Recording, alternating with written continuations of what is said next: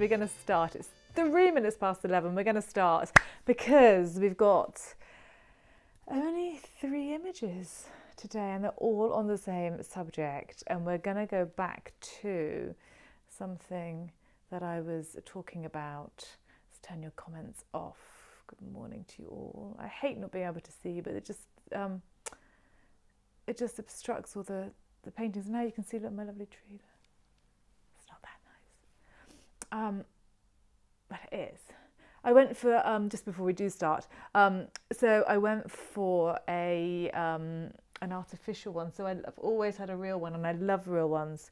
And then in lockdown, it was obviously a very low point or a very bored point in lockdown. I thought, oh, I might order a Christmas tree because apparently the fake ones are fantastic and blah, blah, blah. And they're more eco-friendly in a way. And so I ordered that one. It is quite cute, but anyway.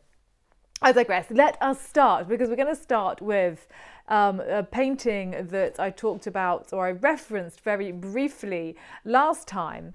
And that painting or that illustration, I shouldn't really call it a painting, it's from an illustrated manuscript, is this.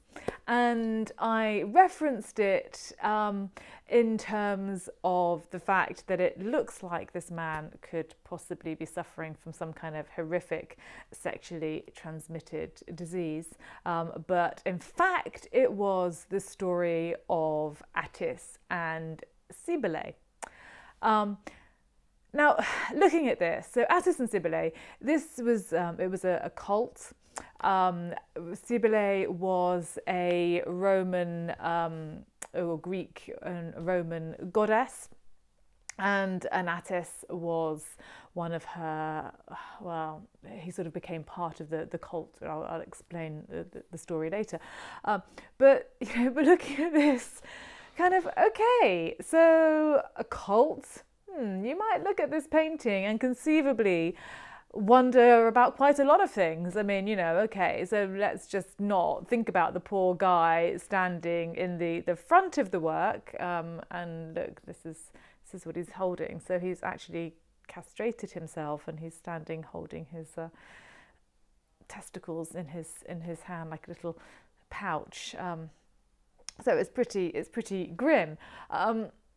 But, so him notwithstanding, you might wonder about many other things in this painting. One of the things that I was particularly worried about when I looked at this was the fact that these two women are lying in bed. I wasn't worried about that at all. One of them, by the way, is a chaste goddess, Minerva or Athena, before you get too excited, if you were getting excited. I'm more worried that they seem to have been both flattened by some kind of steamroller or something. Look, there's no bump in the bed at all where they're lying. So I don't know what's going on there, but either that or they're incredibly slender, both of them.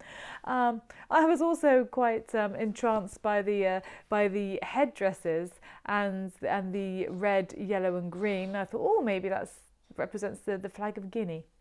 Yes, I did look that up, but no, indeed, they are just gentlemen wearing different colour headdresses. So kind of lots of things going on here. What I wouldn't really be thinking about when I'm looking at this image is, this definitely pertains to a goddess and her cult. No, really not at all. And that is because it's actually an image that is kind of taking the piss a little bit out of the cult. And that all becomes more apparent when you consider who wrote the text that this is illustrating and why. So it was actually written, so the text itself was written way back 4th, 5th century by St Augustine. So of course Christian and damning of the pagan gods and the pagan cults. This is actually an illustration, though, from a 15th century manuscript. So this isn't from the 5th century, this is from the 15th century, but using that text.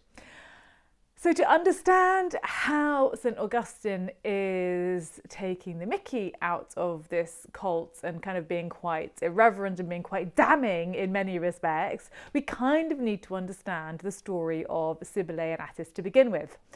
And for that, I'm going here. So This is part of a painting by the great Venetian artist Mantegna, and this image is much, much longer in real life. So this is part of a very, very long panel. It is a painting. It looks like a sculpture, like a bas relief or sculpture. Mantegna, that's the practice, the artistry that he really perfected. That's not the word I was looking for, but never mind, you know what I mean. It's what he became really good at, and what he became known for, making a painting look like a sculpture. And this is the sort of section, so this is the left-hand section as you look at it, and you can see here that a litter is being carried in. It says it's a procession, and on the litter there is a bust and a flaming torch, and then a sphere. And so this is called the cult of Cybele being introduced to Rome. And this was controversial for two reasons. The first reason was that most of the Romans were terrified of the cult of Cybele because it was mental. So cult of Cybele, and they were kind of really worried about it entering Rome, and they were worried about people following this cult and taking part in their practices. I mean, and that's kind of saying something, isn't it, really, for the Romans.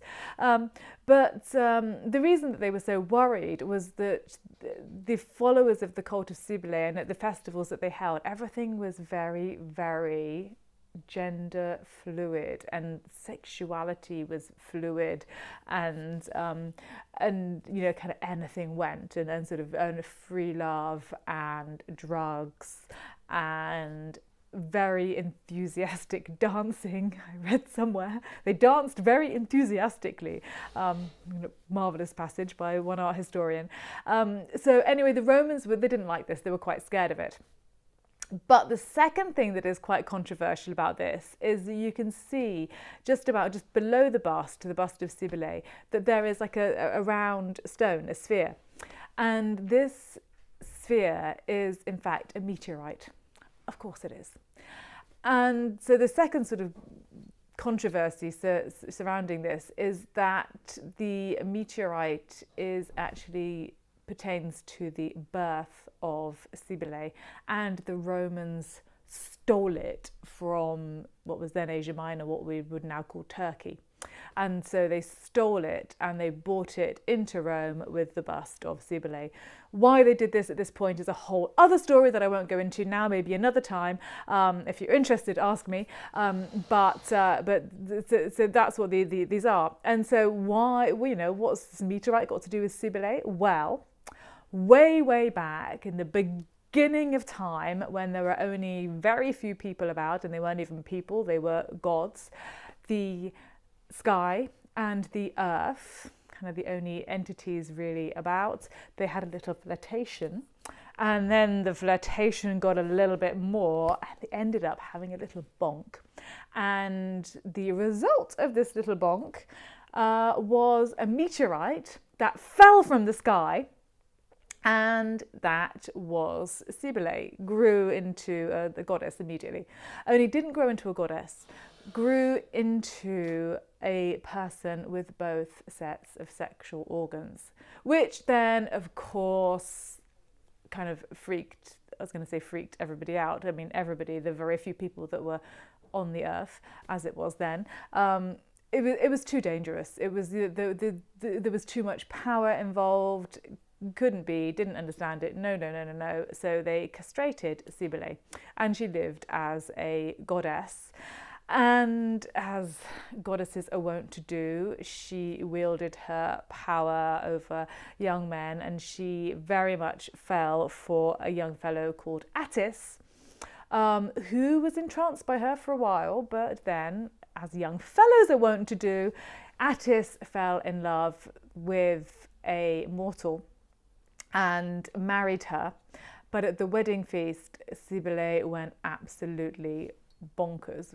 I don't think she was invited, but she just, her presence, remember she was a goddess, so she made her presence felt. She turned all of the guests completely stark raving mad, saved a huge dollop of madness for Attis, who fled up into the mountains, leaving his new wife behind. Great husband. And he was driven to such levels of insanity. It's a sad story. He castrates himself and then he commits suicide. And he commits suicide under a tree. So Cybele then comes to her senses. This isn't what you were expecting today, was it? Last week it was all about sexually transmitted diseases, and now it's this kind of like, woo, quite, I was going to say intellectual, it's not really intellectual, but quite involved story about Attis and Cybele. But I promise you this will explain the image that we first looked at, we'll look at again. So here he is here actually. By this tree. So he dies, commits suicide under this tree. Cybele is then absolutely devastated with what she's done, what she's driven him to, and prays to Zeus that actually his body will never decompose. Nice.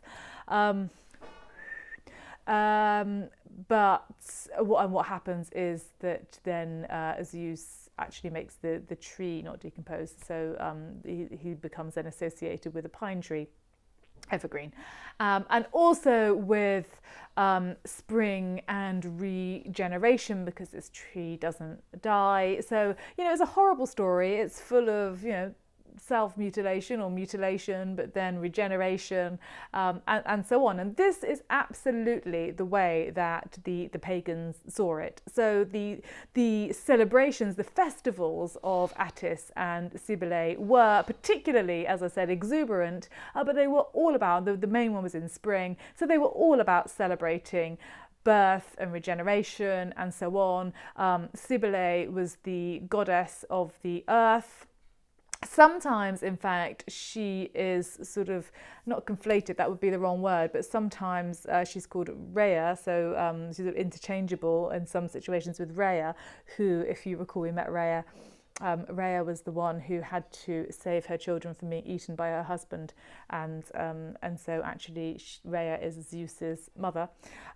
Sometimes she's called Tellus, sometimes she's called Berecynthia. So all of the stories around Cybele can get quite complicated because they come from lots of different places at lots of different times, and some of them are interwoven, some of them are completely different. There's another story that actually Rhea is, for various reasons, Attis's grandmother. So that gets it even weirder. So, lots going on, but the main thing that you have to remember is all about rebirth and regeneration. And this is how the pagans saw Attis and Cybele. So then we get to this, and we get to St Augustine, who is, as I say, taking the mickey out of this cult. And in fact, the passage in the original 5th century text, I think it's 5th century, if it's not, it's very late 4th century, is actually really, really clever. And he goes on about, with this sort of wordplay between seed, as in the seeds of the earth from which things grow, and the male seed, and plays with that really, really, really cleverly. But basically what he's saying is like, excuse me, so you've got this pagan goddess and this young guy Attis, and it's all supposed to be about regeneration, but he is, he's castrated himself, he's become a eunuch, and most of Cybele's followers, I should say, were eunuchs. So her acolytes were all eunuchs, and that was a kind of a prerequisite. And so for St Augustine, quite understandably, I think, in many respects, he's like, well, how does that work? That's absolutely rubbish. You're basically supposed to be celebrating fecundity, and you've got a bunch of eunuchs. Duh. So this image, then if you look at it, so we've got hapless Attis, who is standing in the foreground, bleeding and holding his manhood. Then we've got these two goddesses in bed. As I said, one of them is chaste, so Athena. So the one on the left hand side is supposed to be Athena. See, with her hands, don't touch me.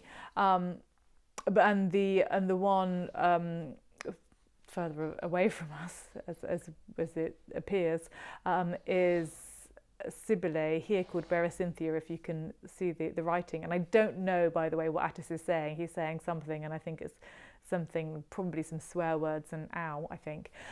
But just look at the way that Berecynthia, or Cybele, has her hands out to these men at the end of the bed, who are all looking very virile and lively and brandishing their swords. You know, hello, sword, phallic symbol, you know, it's all there.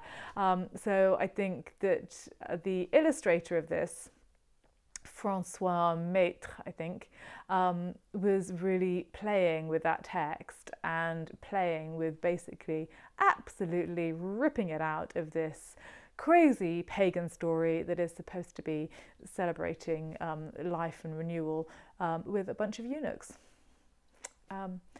So that's a very long-winded, but I hope interesting explanation to the story. Attis and Cybele, really interesting cult, really interesting story. As I mentioned, lots of different versions of it. It's a very odd one. It's quite nebulous. Everything you read is slightly different, as is often the case with Greek mythology. But this one, it seems particularly so. But yes, Cybele and her eunuchs, and poor Attis, who was a casualty of her passion. It's a shame. Don't go near Cybele if you want to stay intact. Let's put comments back on. Come on. There we go. Turn on commenting. There we go. Hello, Mum. Hello, Adrian. I don't know whether you're still here. New location. When I was talking about the images last week, Mum was like, "Can't you talk about something nice, dear?" So I kind of have talked about something nice. Maybe, I don't know. Not really nice, but interesting, a bit more intellectual this week. There we go. So I hope you enjoyed that. I hope that wasn't too confusing. Only confusing because there are so many versions, but that is one of the versions, and that's the one that I quite like to tell. So it all gets a bit weird if Attis is supposed to be Cybele's grandson, doesn't it? That just gets odd. So yeah, anyway. Have a great day, everybody. Thank you very much for joining. Thank you for listening. More next week. I don't know. I think we ought to sort of start getting on to the Christmassy stuff, I think, next week.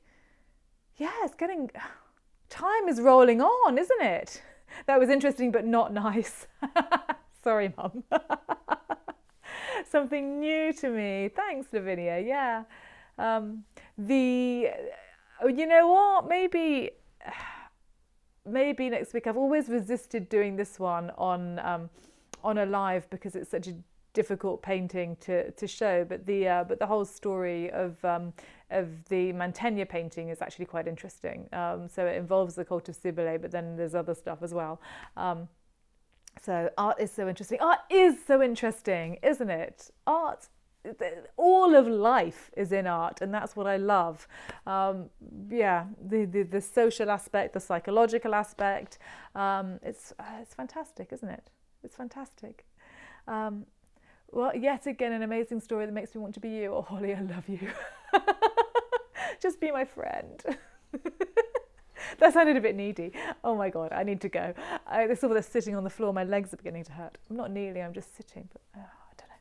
Anyway, I am waffling now, so I am going to go, but I wish you all a beautiful day and yeah, and a great weekend, and I will see you next Thursday. Bye. Thanks for joining.